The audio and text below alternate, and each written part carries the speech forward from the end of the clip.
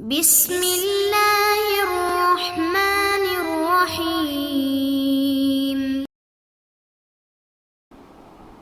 اعوذ باللہ من الشیطان الرجیم۔ بسم اللہ الرحمن الرحیم۔ الحمد للہ رب العالمین والصلاة والسلام علی سیدنا و حبیبنا محمد وآلہ الطیبین الطاہرین۔ عزیز دوستو، السلام علیکم ورحمۃ اللہ وبرکاتہ۔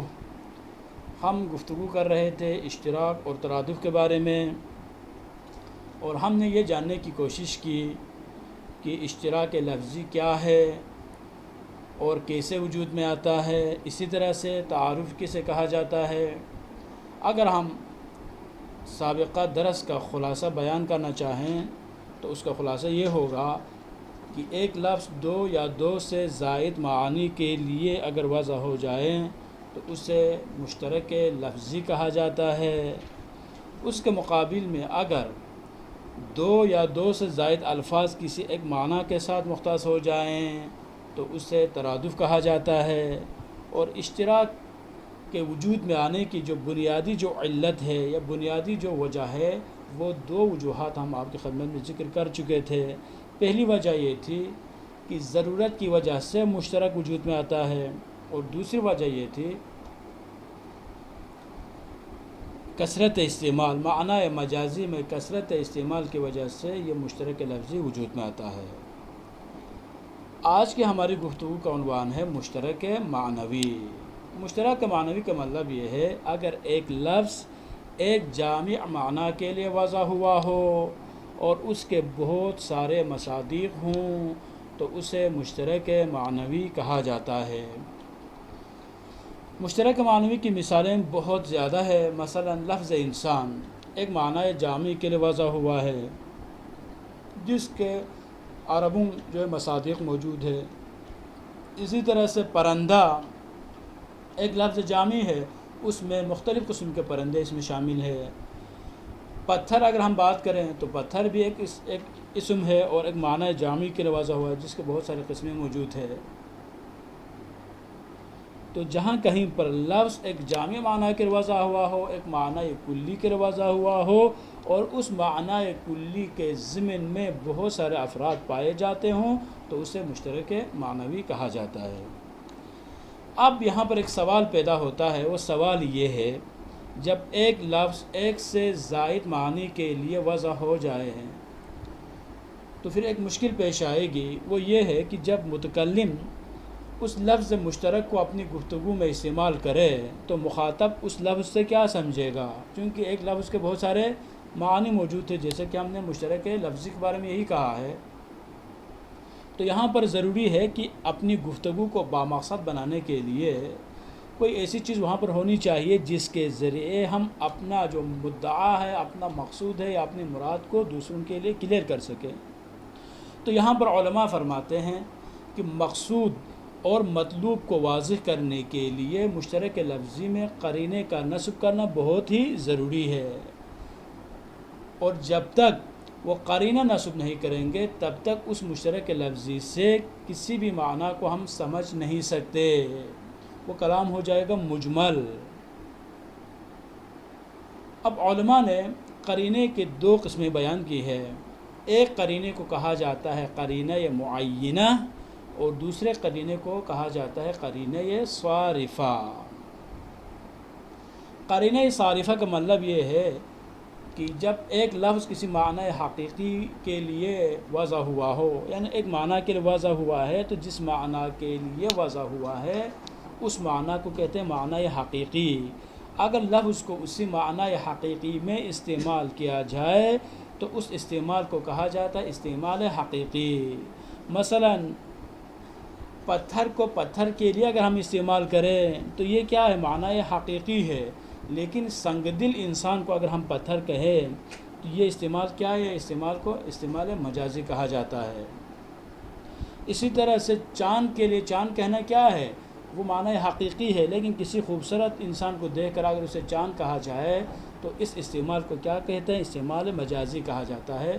پس ہمیشہ معنی حقیقی سے اس لفظ کو نکال کر معنی مجازی میں استعمال کرنے کے لیے قرینے کی ضرورت پڑتی ہے، اور وہ قرینہ جسے ہم مجاز میں استعمال کرتے ہیں اس قرینے کو قرینہ صارفہ کہا جاتا ہے، چونکہ یہاں پر یہ کیا کرا، اس قرینے کے توسط سے، اس قرینے کے ذریعے ہم معنی حقیقی سے لفظ کو نکال کر معنی مجازی میں استعمال کر رہے ہیں۔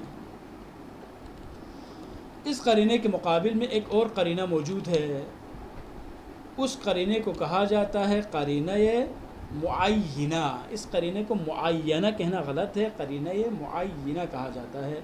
معین کا مطلب ہوتا ہے کہ معین کرنے والا، تعین کرنے والا، مشخص کرنے والا، اسپیسیفک کرنے والا۔ پس ایک ایسا قرینہ جس کے ذریعے ہم بہت ساری چیزوں میں سے کسی ایک چیز کو نومینیٹ کریں، ہائی لائٹ کریں، اس کو معین کریں، مشخص کریں، تو اس قرینے کو قرینہ معینہ کہا جاتا ہے۔ اور اشتراک میں چونکہ ایک لفظ بہت سارے معانی کے لیے وضع ہوا ہوتا ہے، لہٰذا ہمیں ان معانی میں سے کسی ایک معنی کو سمجھانے کے لیے، ان معانی میں سے کسی ایک معنی کو واضح اور بیان کرنے کے لیے ہمیں قرینہ معینہ کی ضرورت پڑتی ہے۔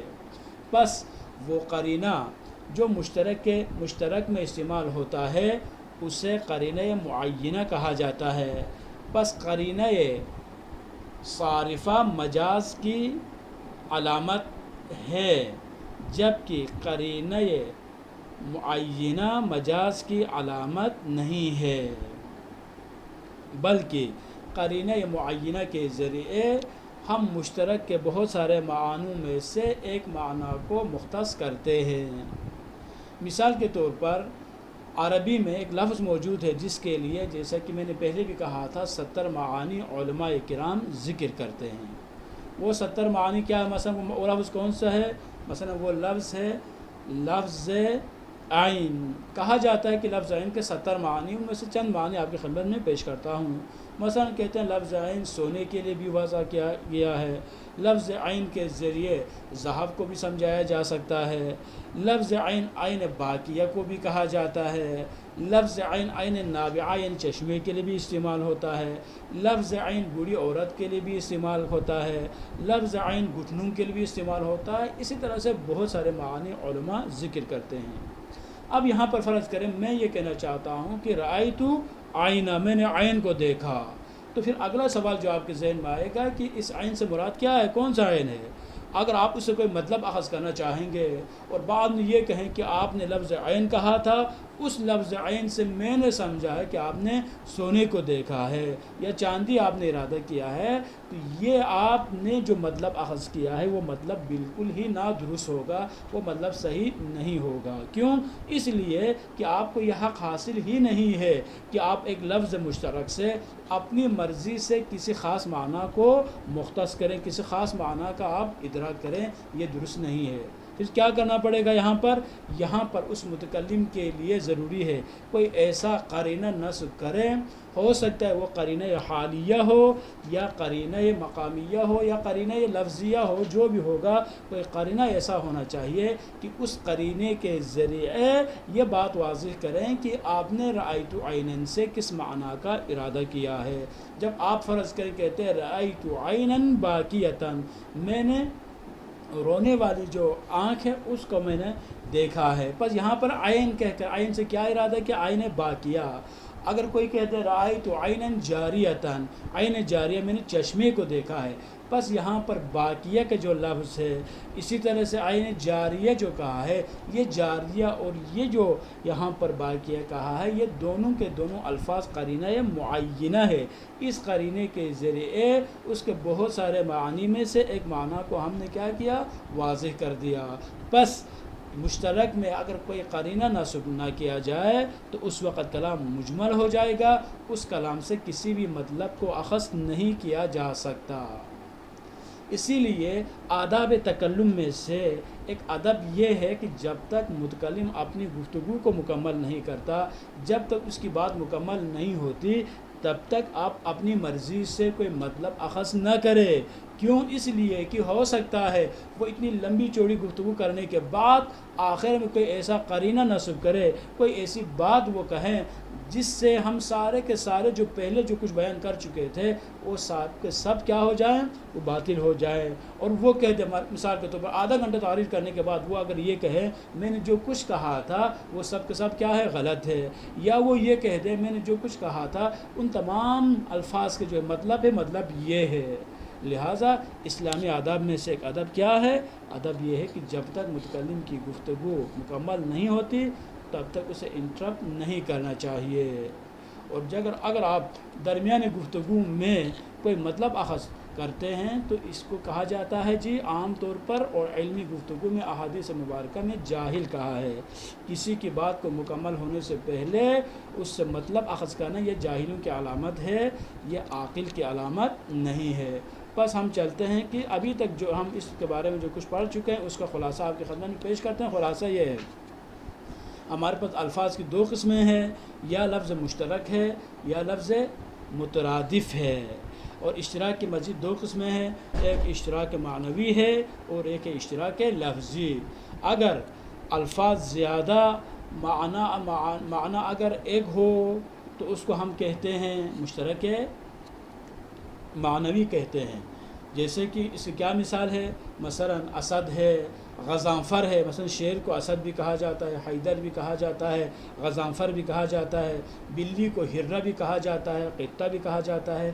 یہ کیا ہے؟ یہ مشترک معنوی کی مثال ہے۔